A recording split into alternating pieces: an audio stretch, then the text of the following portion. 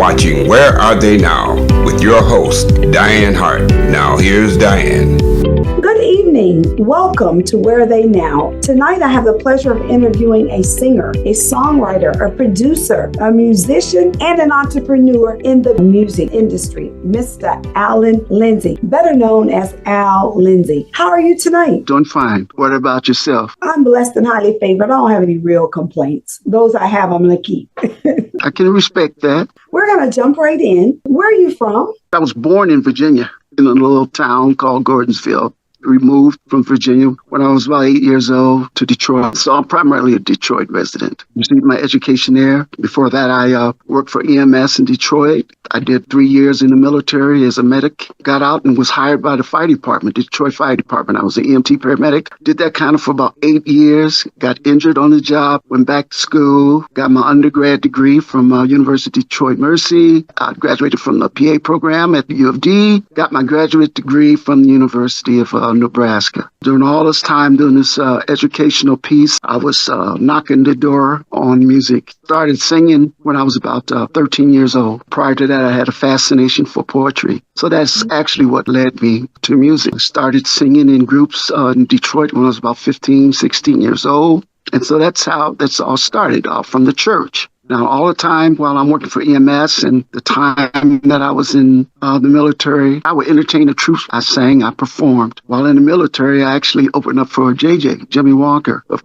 Good Times. Yeah. You say you started singing at about 13? Yes. Play an instrument? Piano. Oh, okay. Self-taught. That's amazing. Mm-hmm. How old were you when you started playing piano? 13, right around the same time, it all came together. And as I indicated, I started writing poetry. And poetry is kind of what led me to music. What started you to writing your own songs? Was it the poetry that kind of led you into? Yeah, poetry, fascination with relationships with girls, that sort of thing. Interpersonal relationships, frustrations, pain, agony of growing up. That inspired my writing. I'm sure. I understand that you have numerous songs out there. How many songs have you actually wrote yourself? I've got a catalog probably of about 100 songs, which some would probably say that's not a lot. We're talking about over the years, because I jumped in and out of music in between careers. My first song was released in Detroit in 1987. I was signed to a company, Ren City Records, and I released a song entitled Always on My Mind. I co-wrote that. So that was my first recording ever. The song didn't do that well. It received great ratings, but the company folded. They didn't have the finances to push it. I went back to singing in the clubs and that sort of thing. After I graduated from college and started practicing medicine, I was able to establish myself financially. I was able to form my own label entitled Pulsating Music. So I've been doing some serious recording now over the last 15 to 20 years. I may have released about 4 albums, and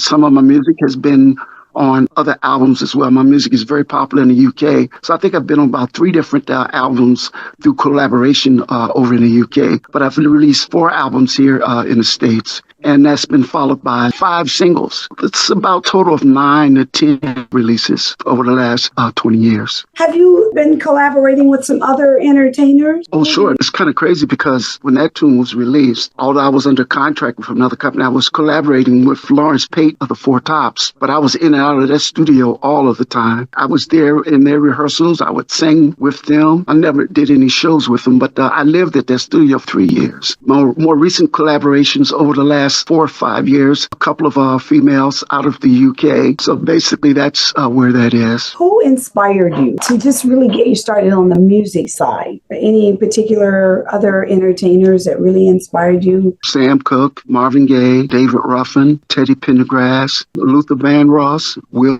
Downing. Wow. You chose all the crooners. That's what you did. I love ballads. Exactly. They call me a balladeer. Yeah, when you started going through the list, I'm like, okay, I like that. Well, I've listened to some of your music. I know that you are at the top of the charts in some places. Yes. Number 1. Yeah. Which song was that? Fabulous right now is charting. And right now that is number 1 out of Alabama. Tyrone Davis, his program, his show. Yes. So we're going to take a break and we're going to listen to Fabulous. And then when we come back, I want to ask you a couple of questions about Fabulous.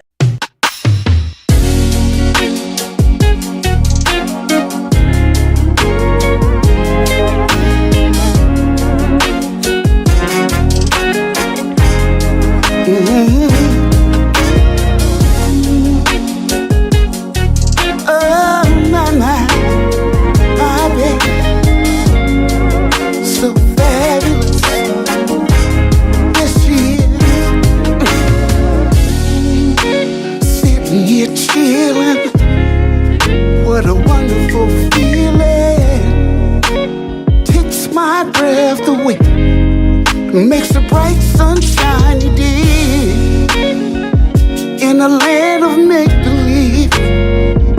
I never could conceive you're lying here next to me. She's so fabulous.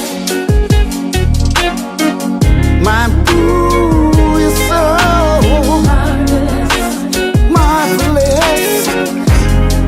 The way we met, it was so miraculous. I feel so fabulous. Ooh, oh, what a wonderful feeling. Leaves me rocking and reeling. Loving you's been so dope. A shining star so full of hope. Just to hold you been so real. It's the thought of you. You've been my biggest thrill. She's so sensuous. From the first time I saw you, it made me curious. And if you leave, girl, I'd go furious. My boo is so fabulous, fabulous. Yeah. Love is about giving. Every day so fulfilling. It doesn't matter who's right or wrong. Just you and I, a wonderful love song. It must be sent from above. The flowness of a dove. You're my boo. I'm so into you. Ooh, a wonderful feeling. A wonderful feeling. Yes, it is. Yes, it is. You're my boo. You're so fabulous. Takes my breath away. Takes my breath away. No one makes me feel the way you do, girl. You're so fabulous. I never could conceive. So miraculous. You're lying here next to me. So fabulous. Welcome back to Where Are They Now? I'm your host, Dianne Hart. My special guest this evening is Mr. Al Lindsey. What a bad jam Fabulous is. Tell me a little bit about what inspired Fabulous. Layla James, she released the song. Basically, it's got that same groove. So I told my producer, his name is James Owens. By the way, he's only about 26 years old. This guy's bad. I told him, I said, man, I want something with a vibe like Layla James. He wrote me an instrumental track, sent it to me, and it inspired me to write lyrics to it. And Fabulous is basically this. It's just talking about sitting here chilling. What a wonderful feeling. Takes my breath away. Makes a bright sunshiny day. In a land of make-believe, I never could conceive. You're lying here next to me. She's so fabulous. Yeah, Oh, that is a bad jam. Absolutely. thank you. Do you write for others? No, not really. I've been doing my own thing. I mean, not that I wouldn't mind, but no. Have you sang any Southern Soul? Yes, as a matter of fact, my album Caught, which was released about 12 years ago, a bunch of those tunes fell in the Southern Soul realm. And so as a matter of fact, I was a Southern Soul Artist of the Year in 2009. Some songs on there called Take Me Back, Caught, those sort of songs, yeah. Do you have any new music that's coming out soon? Or are we going to just let Fabulous ride for just a moment? I've gotten the most out of Fabulous because, I mean, it's been played for almost a year. That's a long time. The life of a song usually is a couple months, you know. I've got something that I'm working on right now, and I should be ready to drop something in about a month or so. Up-tempo tune, because everyone keeps saying, oh, come on, man, let's give us something up-tempo. That's what I'm working on right now. Okay. Are you performing? Touring? Yes, got something coming up in Saginaw right around Thanksgiving on the 23rd of November. Rita Soul Cafe, downtown Saginaw. And by the way, I had the honor of performing at a rally in downtown Detroit about 2 weeks ago. Governor Gretchen Whitmer was the speaker there. So I actually brought her on. So that was pretty cool. I mean, I really, really enjoyed that experience. As a politician, I know you did. Yeah. Also, I've opened up for The Whispers, Jeffrey Osborne for Enchantment. You've been pretty busy, huh? Very busy, yeah. So tell me how you put your stethoscope down for the music. I was always bouncing back and forth between medicine and music. So I just went on and hung up the stethoscopes the latter part of last year. I worked at the VA. I was a provider there for almost 30 years. Wow. I had about 1,000 veterans under my care. I practiced medicine there here in Saginaw, 30 years there. During all that time, I was singing off and on. It was funny because they even gave me the nickname, the Singing Doc. A DJ by the name of Kurt Roby actually gave me that nickname, Al Izzy, the Singing Doc. For patients that know that I sang, it was hard for them to take me serious as a provider. When I'm into medicine, I was into medicine. That was my priority. Taking care of my patients prioritized over everything else. And I'm kind of glad that I didn't put all of my marbles in one bag. You know what I mean, Diane? Education was important. Right. First and foremost, have yourself a foundation, something to rely upon. And I'm so glad that I went that route because it was only through practicing medicine that I was able to establish myself financially to finance myself. Because, in music industry now, everything is independent artists now. There are virtually no record companies. So you've got to do it yourself, and it's highly, highly competitive. I can't ask which did you like best because you loved both of them, obviously, if you practiced medicine for 30 years. Medicine and music. And now you're on the other M for the next 30. That's up to the Lord. I'm not going to be one of those guys to collapse on stage. And there are some that do it up until the end. Yeah. I don't need to perform to sustain myself financially. And that's a blessing within itself. A lot of artists, this is their only means of income. Once again, which takes it back to establishing some type of a solid foundation to build upon. Absolutely. Well, we're going to take another break and we're going to listen to a song called Some Way. And then when we come back, we'll talk a little bit about what inspired that tune.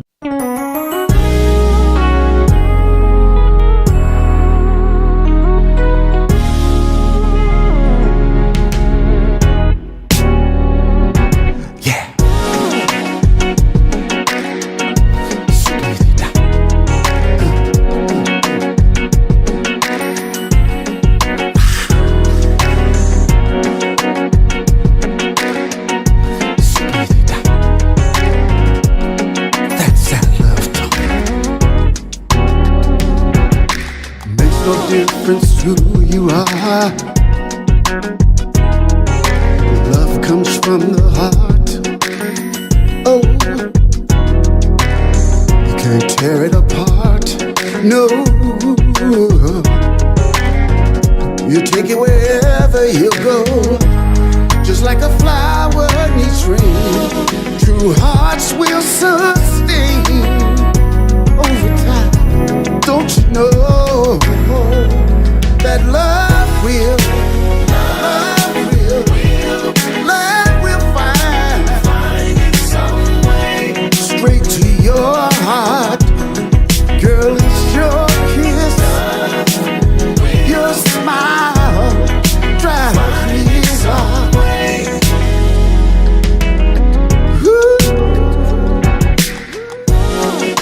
Two hearts to surrender.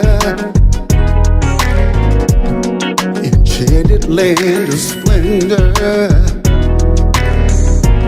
where you smile,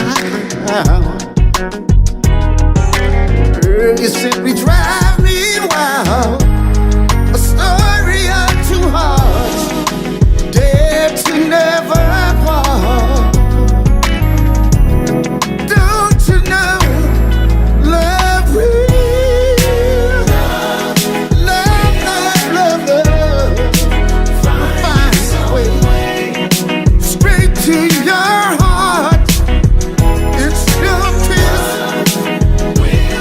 Your smile.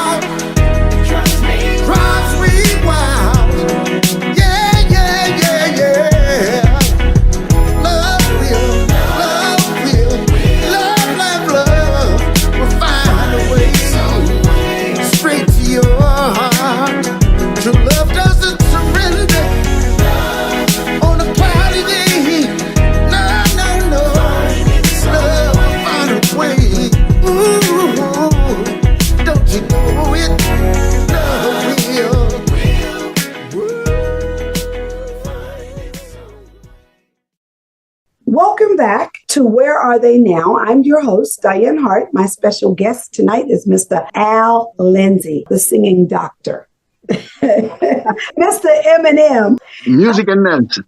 That's right, music and medicine. Let's talk a little bit about what inspired Some Way. You know, the way I write, I'll have my producer, I'll give him an idea. I just say, man, I just want something with this type of vibe or this feel. I said, I want something with a Will Downing feel to it. He wrote me the instrumental track with a Will Downing feel. I'm listening to this and I'm trying to get into the soul of Will Downing. How would Will Downing sing this song? And that's how that came together. It's an awesome song. Let me ask you this. When do you think your juices are really flowing? Is it when you are just sitting still, doing nothing, or running or jogging? When do you think you are inspired the most to write? You know, that's a good question because it can hit you at any time. Now, if I'm sitting here, I'll go ahead and write a song. It's hard for me to do that. You know, I'm driven by inspiration. Mm-hmm. That's a good thing. And then it's a bad thing because it can hit you anytime. 1 o'clock, 2 o'clock in the morning. I probably slept on 1 million songs because, you know, once the melody, you hear the melody that comes to you at any time, you know, and if you don't act on it, if you don't record it, you'll lose it. This is probably typical of a lot of artists. We are songwriters, you know, we're inspired by the moment and things that are going on in our life, and you never know when the idea comes to you. If you don't record it some kind of way, you'll lose it. So you walk around with your phone on so that you are able to record that melody when you hear it? Oh my God, keep it within arm's reach. But if you get lazy, you'll say, okay, you'll forget that idea, that melody. You've got to be able to, it's a timely-like thing, be able to get to that recording device and capture that idea before you lose it.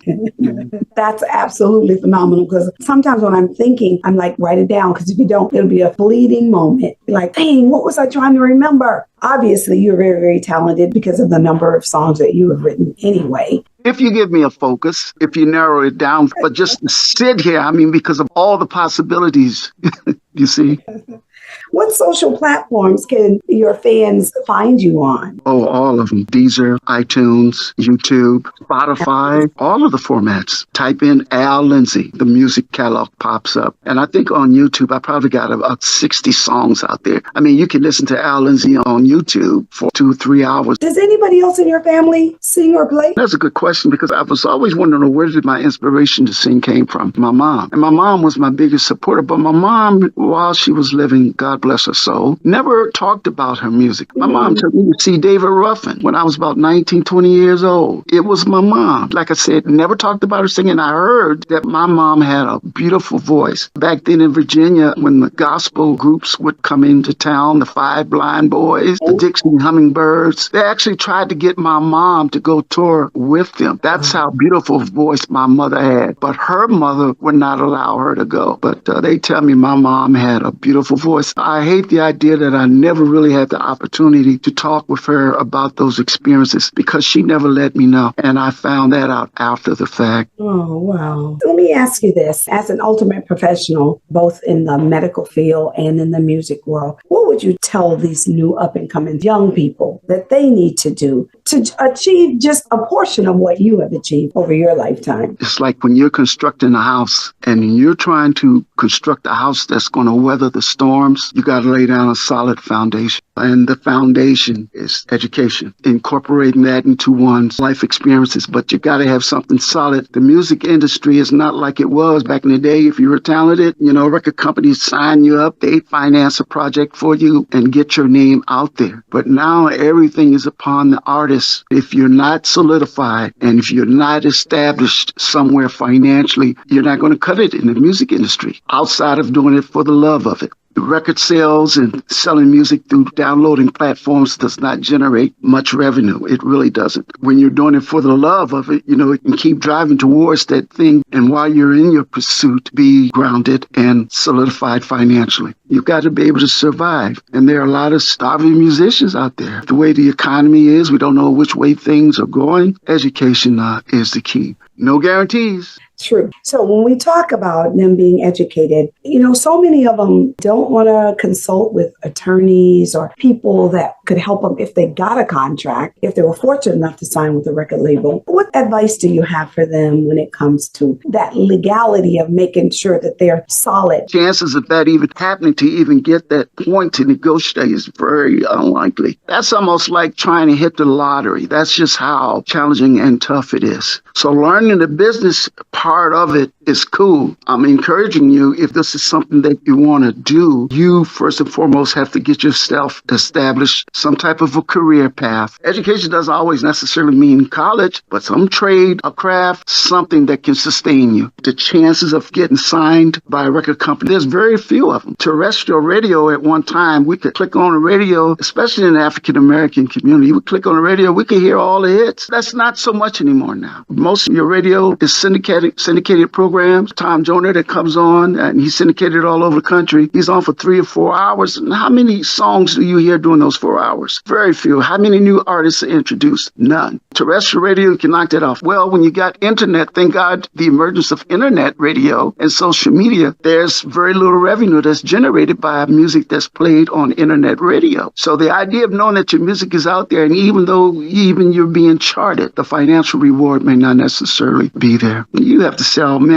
loads and loads and loads of music to get some type of monetary value from it. So do you think that it's important that they perform live, do shows? Is that a way that they can also make money? Because I agree with you. You need a foundation. There's no question about it. Doing something, even when you're in school, you need to have something that you can do. If you came through a vocational training school, then you have something you can fall back on that you can go do while you're trying to make that other side for yourself. So what do you think? Think about the young fellow who has aspirations of being a professional basketball player or a professional football player or a professional boxer. Anything that says pro. In other words, and you're going to get paid for your talent or for your abilities. The chances and the likelihood are very, very, very slim. And we all have different goals and aspirations. I myself personally, I love music. I could write from here until the end. And in regards to the performing element, that's very highly competitive too. Most of your major artists, they lock in these tour dates. They travel all over the country, all over the world. And if your music is not there, in order to get that worldwide exposure, you got to get on Sirius radio now. That in itself can generate more listeners, and then the promoters can give you calls. But if you're sitting there waiting on that promoter to give you a call nowadays, very, very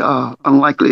It's changed so much. You have to book your own gigs. You may have to finance it yourself. And you have to buy marketing time, radio ads, et cetera, to be very, very costly. So at the end of the day, this really comes down to you being financially stable yourself. I cannot overemphasize the importance of that. Because when you think of our music is our story. I, as a man or person of color, music is our story. That's how we have expressed our experience in this country over the past 300 years or so. And even prior to that. And there was a means of communication with the sound of the drum. It's how we communicated. You didn't have to speak the same language, but you communicated with drums. Get yourself solidified and get you some money before you think that you can just jump off, because you may have to finance your own career. And there's nothing wrong with having a good, solid financial foundation. We have to eat. Absolutely. We must eat and sleep. Yes. These daily expenses. Yeah. Boy, how time flies. I hear that music playing. So it's time for me to go. I have truly enjoyed this opportunity to speak with you. I look forward to doing this again sometime soon. So thank you for allowing me to interview you, Mr. Eminem, Dr. Al Lindsey. Medicine and music. We'll have to change your name from Mr. Al Lindsey. They're going to have to start calling you Dr. Al Lindsey. No. Al is fine. Al Lindsey. That's fine. Thank you so much, Al. I greatly appreciate you allowing me this opportunity. Peace out. Listen, you can watch Where Are They Now every Thursday night on Detroit Hot TV on their Facebook. It streams live. It goes straight to YouTube. You can also watch me on Wednesday nights on The Opening Statement right here out of Tampa, Florida, where I will have you on both of my shows. And on Wednesday night, I come on at 7:30, and that's on the Lit TV network on Roku. So I look forward to you all watching the shows and enjoying Where Are They Now. Now you all know where Mr. Al Lindsey is. He's still working hard and producing beautiful music. So don't forget, go to YouTube, like and subscribe, hit the bell so every time I upload a video, you'll know it. Thank you. Bye-bye.